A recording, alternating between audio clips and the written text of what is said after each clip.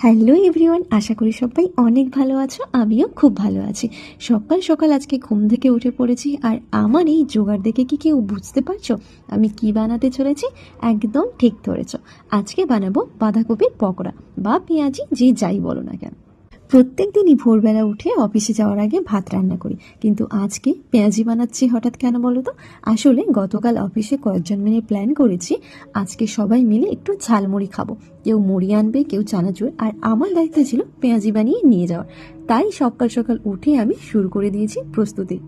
দেখো, প্রথমেই আমি বাঁধাকপিগুলোকে ভালো করে ছিঁড়ি ছিঁড়ি করে কেটে নিয়েছি। তারপর এতে একে একে পেঁয়াজ, কুচনো কাঁচা পাকা লঙ্কা, স্বাদ মতো লবণ দিলাম, আর সামান্য দিয়েছি আদা রসুনের পেস্ট।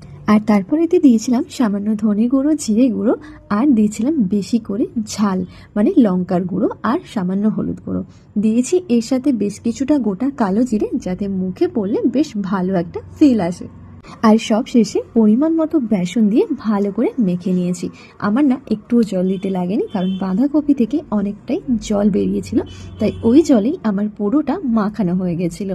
ভালো করে মাখিয়ে তারপর ভেজে নিয়েছি। আগেই কিন্তু আমি কড়াইটা বসিয়ে দিয়েছিলাম, আর তারপর তাতে দিয়ে দিলাম সাদা তেল।